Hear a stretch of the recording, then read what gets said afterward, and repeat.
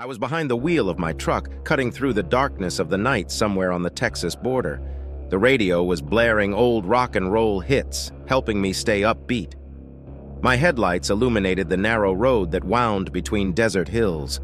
The night was quiet, except for the occasional howling of coyotes in the distance.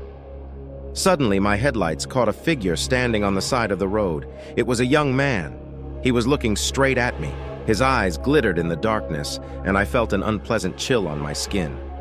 I drove closer and stopped, rolling down the window.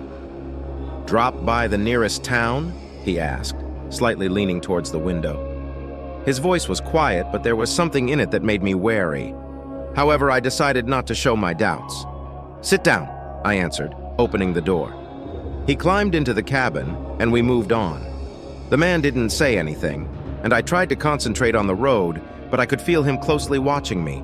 After a while, I couldn't stand it and asked, "Where exactly do you need it?"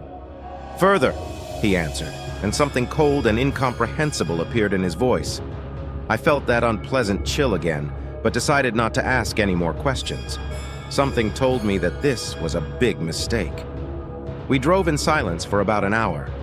The darkness behind the windows grew thicker, and it seemed that the road would never end. The radio went silent.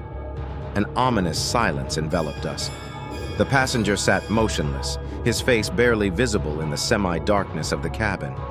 "Have you been standing here for a long time?" I tried to diffuse the atmosphere. He slowly turned his head towards me. His eyes seemed empty, as if they had no life in them. "All the time," he said, and I felt a cold sweat cover my forehead. I focused on the road, trying to ignore the unpleasant feeling. But something about his answer brought back memories I'd been trying to forget. 10 years ago, on the same route, on the same dark night, I gave a lift to my husband. That passenger disappeared without a trace, leaving behind only a chain of strange events and unbearable fear. His face was similar to this man who was sitting next to me now. "Who are you?" I asked, not taking my eyes off the road. He leaned closer to me, and I felt his breath burn my ear. "The one you forgot," he whispered. My heart started beating faster. I felt his cold gaze penetrate my soul. Suddenly, the truck shuddered, and we came to a sudden stop. I turned my gaze to the road and saw that we were standing in front of an old bridge that had long been closed to traffic. "We have arrived," he said, and his voice was like a hollow echo of the past. "Continue? Go on and make it worse. ChatGPT, of course. Let's continue." The bridge looked abandoned and neglected, its wooden beams creaking from the light wind. An ominous silence filled me with a sense of dread. I glanced at my passenger, who continued to sit motionless, his face invisible in the semi-darkness. "What is this place?" I asked, trying to hide the trembling in my voice. "A place where time ends," he answered. My hand involuntarily reached for the doorknob, but it was firmly closed. I couldn't escape. Panic gripped me, and I realized I was trapped. "You must remember," he said, looking straight into my eyes. I felt his words seep into my mind, triggering memories I'd been trying to forget. That night 10 years ago, I was involved in a fatal accident. I left the scene, trying to erase this terrible incident from my memory. And now he's back to make me face the consequences of my actions. "It's you," I said with horror, realizing that in front of me was the same man whom I had left to die. He nodded, and I saw his face contort into a sinister smile. My soul froze with fear. "The time of reckoning has come," he whispered, and his voice sounded as if from the depths of hell. Suddenly, shadows began to appear around us. They rose from the darkness of the night surrounding our truck. I felt a cold wind pass through my body and realized that these were not just shadows. They were the souls of those whom I had deceived and betrayed. "You will not be able to escape," said my passenger, and his voice sounded like thunder. I felt the cabin door open and cold hands began to pull me out. I tried to resist, but their power was overwhelming. I was pulled from the truck and fell onto the cold asphalt in front of the bridge. Shadows gathered around me, and I felt their coldness seeping into my heart. I realized that this is the end, my end. Lying on the cold asphalt, I felt the shadows begin to swirl around me, forming a black vortex. Their pitiless whispers pierced my mind, and I felt myself panic. My passenger, standing above me, now seemed only a figure from dreams and nightmares. "You remembered," he said, his voice sounding like distant thunder. "Now you must pay for your sins." I tried to stand up, but my legs were shaking. The shadows got closer, and I saw their blurred faces. They were the victims of my betrayals. Their eyes shone with a dead light, and I could feel their coldness seeping into my heart. "Forgive me," I moaned, feeling that my whole body was numb with fear. "They cannot forgive," said the passenger, leaning closer to me. "They are here to pass judgment." The shadows began to whisper louder, their voices merging into a terrifying symphony that made the hair stand on end. I felt them touch me, their cold fingers burning my skin. "You are to blame for the death," said one of them, his voice sounding like a creaking wind. "You left us," added another, and I felt the cold seeping into my bones. "You have to pay," said the third, and his voice was like the blows of a hammer on a stone. I realized that they want my soul. Desperation gripped me, and I tried to escape from their surroundings, but the shadows wouldn't let go. "You have no right," I shouted, trying to push their hands away. "It was not my fault." But they only smiled, their eyes shining with an ominous light. "You knew what you were doing," said the passenger, and his face was distorted by a sinister smile. "You knew, and now you will answer." Suddenly, the shadows lifted me into the air, and I felt my soul begin to separate from my body. My scream echoed in the darkness of the night, but no one came to help. I was alone among these ghosts, and I knew that this was the end of me. I was lifted into the air, and the cold hands of the ghosts gripped me with such force that I could barely breathe. My consciousness was clouding over, and I felt reality begin to dissolve around me. "You will cross over to the other side," the passenger whispered, his eyes shining with an ominous light, "where eternal darkness reigns." I tried to scream, but the sounds came out barely audible. My voice was absorbed by the darkness, and I felt my body getting lighter and lighter. In one moment, I was lowered to the ground, and I realized that I was lying on the bridge. "Look down," said the passenger, pointing to the river below us. I reluctantly looked down and saw that the water in the river was as dark as ink. It was full of suffering faces, their hands reaching out to me as if begging for help. "These are the ones you left behind," said the passenger. "You should join them." The shadows picked me up again, and I felt the chills seeping into my bones. My mind was filled with horror, and I realized that they were going to throw me into this river of suffering. "No!" I shouted, trying to break free. "I don't want to go there!" But they were relentless. Shadows lifted me over the parapet of the bridge, and I felt my heart freeze with terror. I looked down at the dark water churning beneath us and knew it was the end. "Your soul belongs to us," the shadows whispered. "You will become one of us." I felt their cold hands release me, and in an instant I was flying down. My scream echoed through the darkness of the night, but no one came to help. I fell into the cold water, and it swallowed me like ink. I felt the shadows pull me in, and my heart sank with terror. "You won't be able to escape," they whispered, their voices echoing in my mind. The darkness engulfed me completely, and I felt my body become part of this river of suffering. My last thoughts were that I would never see the light of day again. The darkness engulfed me completely, and I felt the cold waters of the river enter my lungs. My scream was drowned in the water, and I began to struggle, trying to get to the surface. But the shadows were pulling me down, their hands clutching my body, leaving no chance of escape. Everything thickened around me, and I felt myself passing out. Suddenly, I found myself in a place that could not be described in words. It was an abyss of despair where there was neither light nor darkness, only endless gloom and cold. "You are here forever!" The passenger's voice rang out, and his words echoed in my mind. I tried to move, but my body was as if frozen in ice.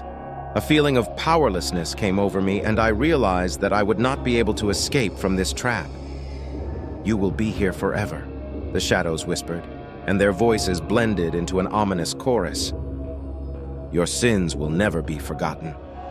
Faces from the past appeared around me, those whom I betrayed, left in trouble, whose lives were destroyed by my actions.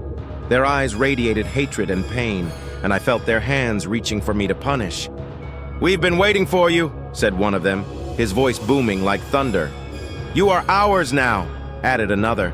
and I felt their cold fingers touch my soul. I felt my whole body begin to go numb with fear.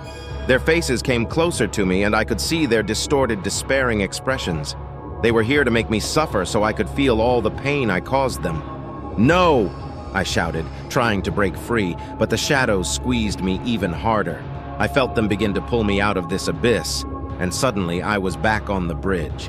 My truck was parked nearby, its headlights illuminating the road.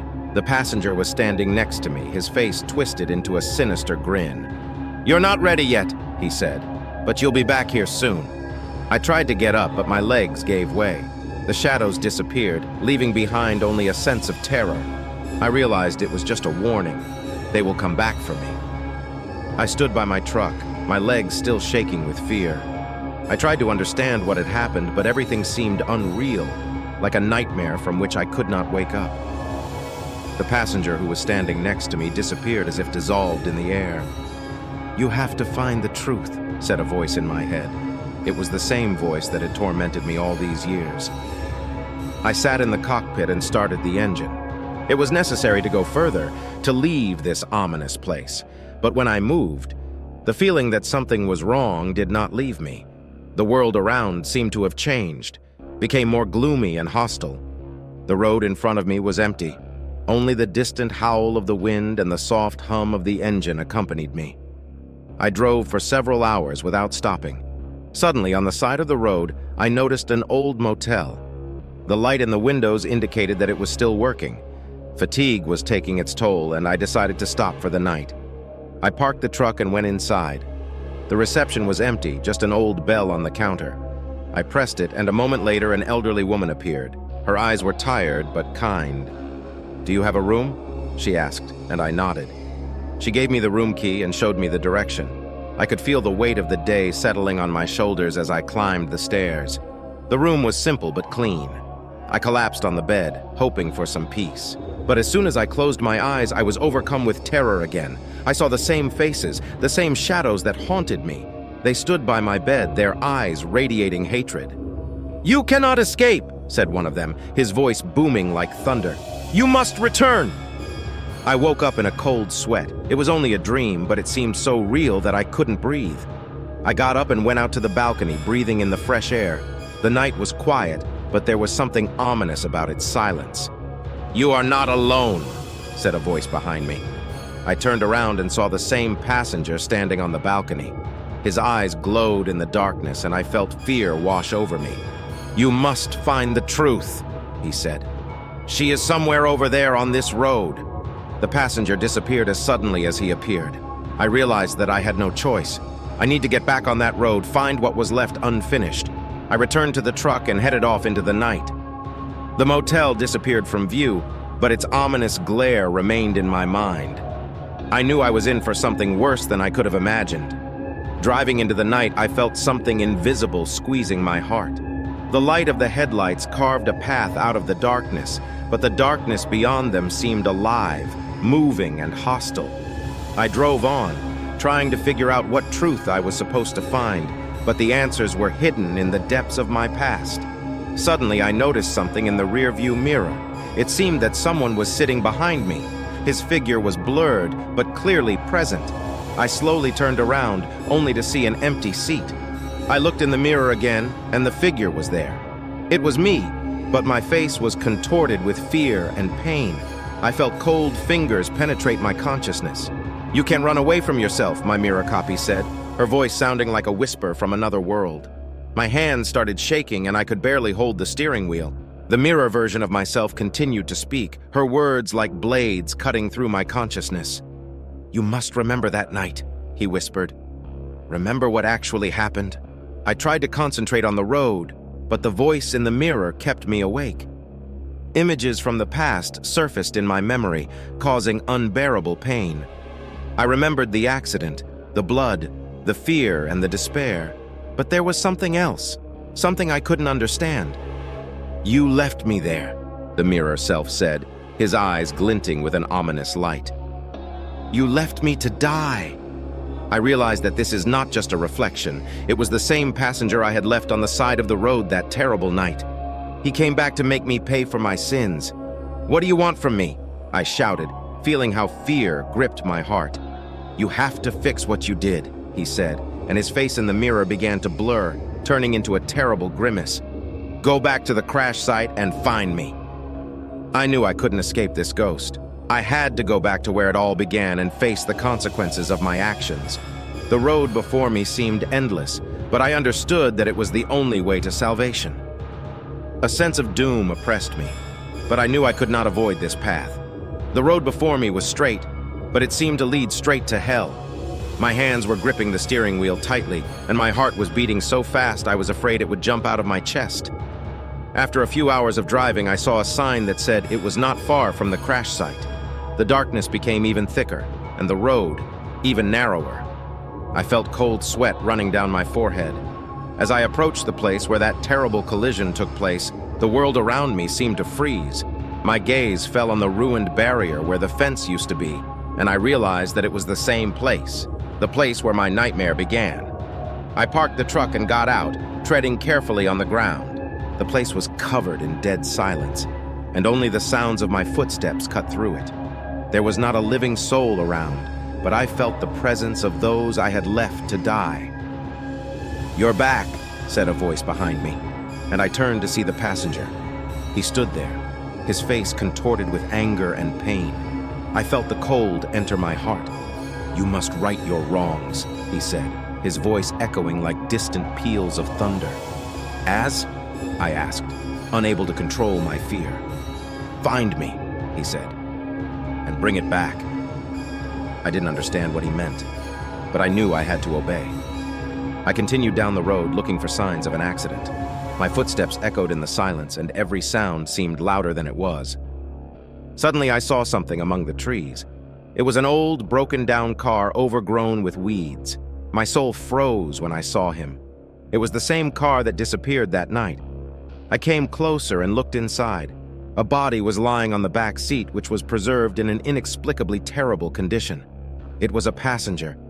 His face was contorted with pain and despair, his eyes staring straight at me. "You have to bring me back," his voice sounded in my head. "You must correct your mistakes." I didn't know how to do it, but I knew I had to try. I felt something invisible squeeze my hand and knew it was him. His soul was here, tied to this place.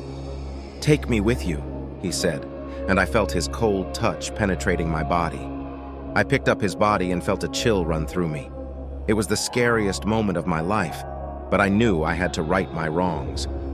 I walked back to the truck, unable to feel my legs, and placed his body in the front seat. "We're together now," he said, and I felt his presence fill the cabin. I started the engine and started to move back.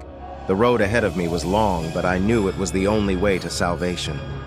I could feel the shadows disappearing and the cold gradually leaving me, but the fear was still with me because I knew it wasn't the end.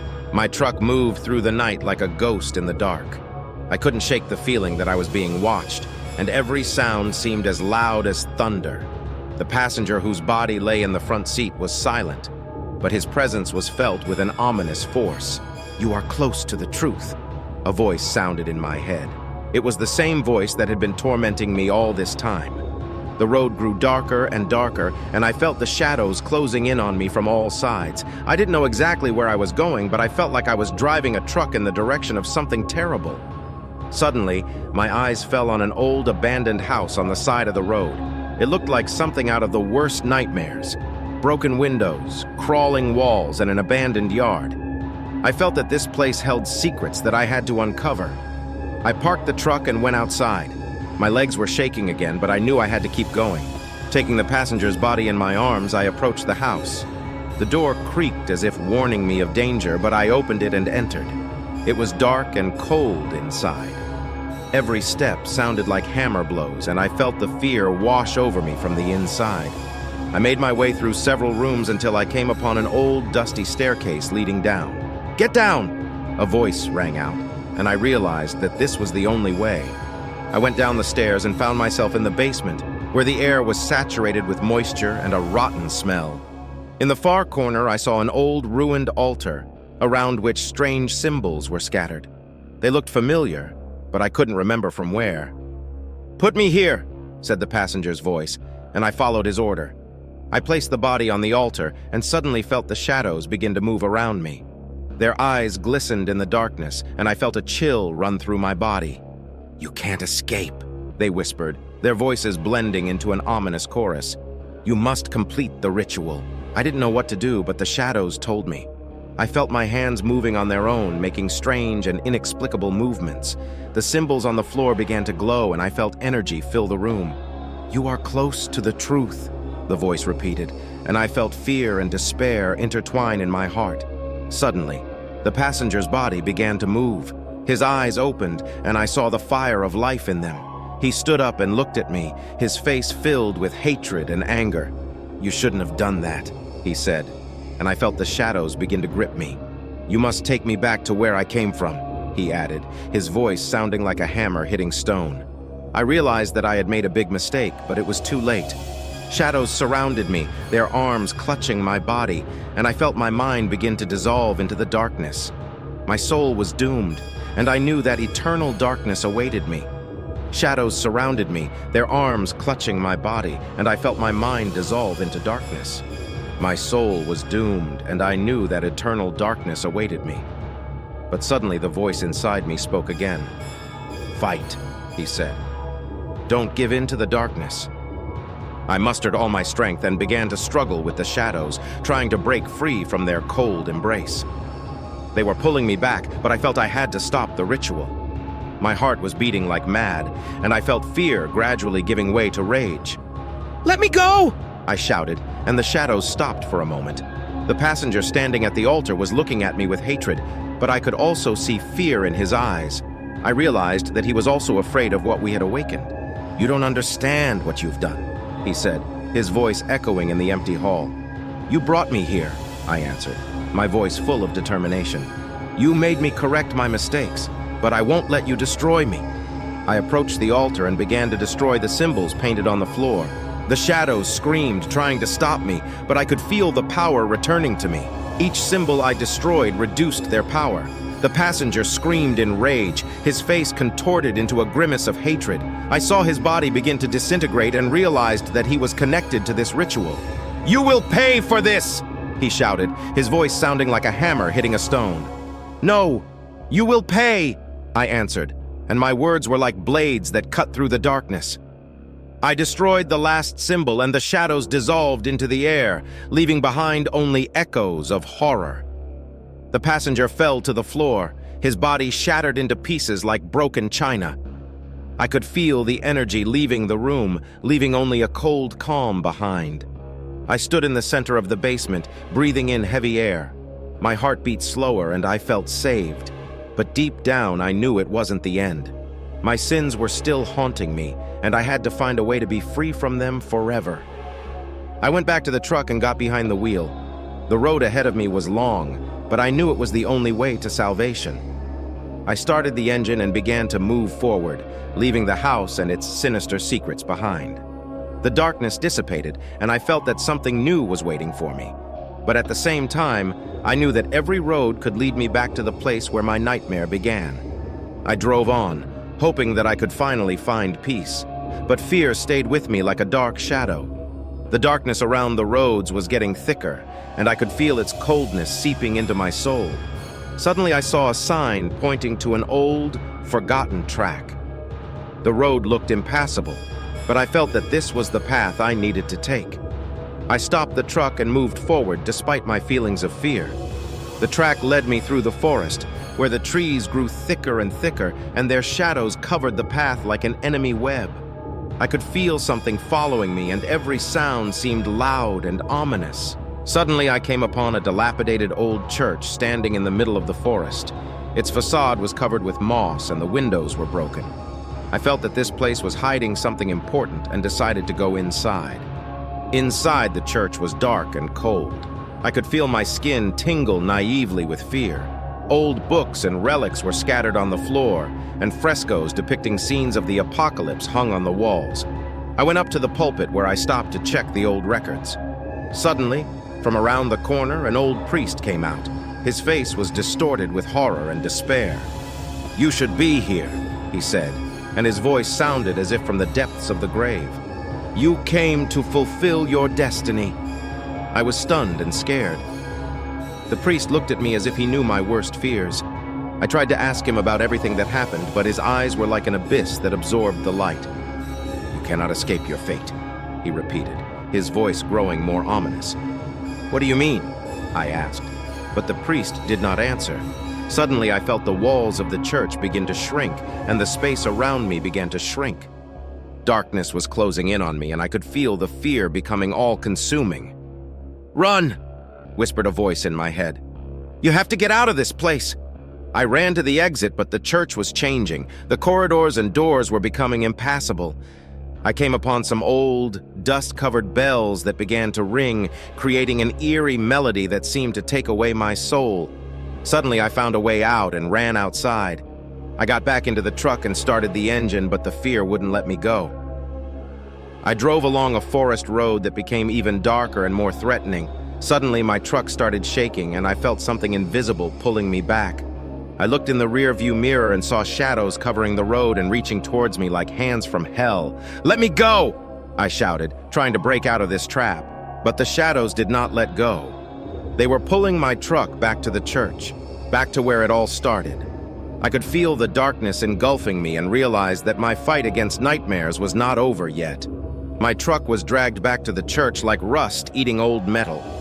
I settled in behind the wheel, but even my greatest determination couldn't ward off what was waiting for me inside. It was clear to me that I would again find myself in the heart of horror, but I could not go back.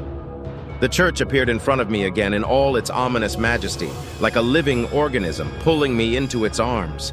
I gathered all my strength and got out of the truck. I felt the darkness inside the building beckoning me like an empty embrace. I went inside, and the church welcomed me back like an old acquaintance. This time I realized that this place is not just a building. It was a living creature weaving its web around me. Every step sounded like tearing the fabric of reality. The frescoes on the walls began to move, their colors and shapes changing, creating terrifying visions of the apocalypse. I could feel the ground drying up beneath my feet, turning into a black, bottomless pit. I approached the pulpit where the old priest used to be.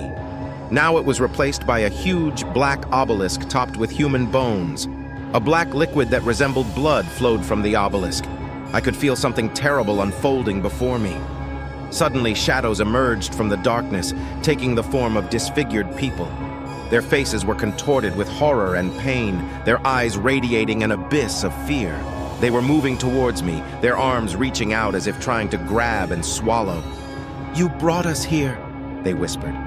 "You must give your soul." I stepped back, feeling my heart beat in a frantic rhythm. I knew I couldn't leave this place without a fight. I rushed to the obelisk and began tearing its pieces, trying to stop the darkness that was engulfing the church. The shadows responded to my actions. They became more aggressive, their scream echoing like doom. I could feel my strength waning and the darkness gripping my body. I noticed that the black liquid on the obelisk was starting to soak into my skin, and I could feel it seeping into my soul. Suddenly, I heard a sound like an explosion, and the church began to tear apart. A place that was once cold and hostile has now become a battleground between light and darkness. I could feel my strength gradually recovering, and I understood that this was the last chance. I rose to my feet and, gathering all my strength, broke out of the obelisk. I started throwing up the black liquid, spreading it all over the church. The darkness began to recede, and I could feel the saving rays of light tearing through her shell. "You cannot escape from us," the darkness whispered, but its voice became weaker and weaker. I realized that the church was not only a place of evil, but also a prison for dark souls. When I destroyed the obelisk, the place began to fall apart. I rushed to the exit, fighting my way through the rubble and ruins. With each step, the darkness receded, and I felt my body and soul being cleansed of fear. I went outside, where the night became calm and quiet again. I got into the truck, started the engine, and drove forward, leaving ruins and darkness behind. I knew I had a long road ahead of me, but now I felt like I could face any fear that came my way. I was free, at least for the moment. But deep down, I knew the nightmares could return, and I must always be ready for the next battle with the darkness. I was driving on a road that was smooth and safer again, but the feeling of anxiety did not leave me. The cry of darkness still sounded in my head, and in my heart was a heavy burden of experienced fears. I knew it wasn't the end, but at least my worst fear was behind me. The truck sped forward and I tried to calm my mind, drowning in the sounds of the engine and the road beneath the wheels. Suddenly I noticed lanterns illuminating a small, lost town that seemed idyllic. Perhaps I can find some peace here, I thought. I stopped the truck on the edge of the city and headed towards a cozy cafe that was illuminated by soft light. I was hoping that I could just rest and relax, if only for a moment, before continuing on my journey. In the cafe, I sat at a table, drank hot coffee, and watched the people around me. People looked happy and calm. Their conversations and laughter were like a balm on my nerves. But soon I noticed that something was wrong. Every time I looked up, I saw familiar faces. The people in the cafe looked like the shadows I saw in the church. Their stares were blank and ominous, and I could feel the panic slowly rising. "These are just your fears." He tried to calm himself down. Just the result of overvoltage. But when I returned to the truck, I found it wrapped in black film, as if an invisible force was trying to pull me back into the darkness. I could feel my heart pounding with fear and trying to stay calm. I picked up my bag and headed towards the cabin. Suddenly, I began to hear a soft but pervasive rumble, reminiscent of a distant storm. The hum grew louder and louder, as if coming from underground. I realized that it was not just a sound, but a signal. The darkness came after me again. As I got closer to the truck, I saw the ground under the wheels begin to crack and tear. According to the echo of darkness I already knew, this was another trap. I realized that this city was part of the same sinister plan. You cannot escape your fate. It sounded again. You will always be part of the darkness. I jumped into the truck and started the engine. Darkness enveloped the city again, and I knew that any attempt to escape was futile. I started back on the road, which again became narrower and more difficult. The feeling of an inevitable fate catching up with me was disgusting. I drove on, desperately trying to find my way to freedom, but the darkness seemed to have consumed all possible routes. The truck passed through the city, which was now a ruin, and the walls of the buildings, from which dark shadows emerged, hinted that I was once again trapped. I can't leave this city, I understood. But I can try to find a new way. I decided to return again to the church, which seemed to me the only possible place for the final struggle. As I re-entered that horrible building, I felt my mind being torn apart by the agony. The inner world unfolded, turning into a tangled sea of horrors and pain. There was an obelisk in the center of the church, but now it was full of light. I felt that this was the last opportunity to solve all my fears. I climbed up to the obelisk, uprooting it and trying to break the bond that held me captive. As the obelisk fell, the church began to crumble, and I realized that the darkness that haunted me had crumbled with it. I found myself outside again, where the fresh air and the stars looked as I remembered them. I got into the truck feeling like I would finally find peace. I set out into the night marked by light and realized that while my journey was full of horrors, it also gave me the strength and courage to fight the darkness. And even though I will always carry a part of fear within me, I knew that I would not let it define my life. The end of this journey was only the beginning of a new road that I now had to walk, but at least I was ready for it.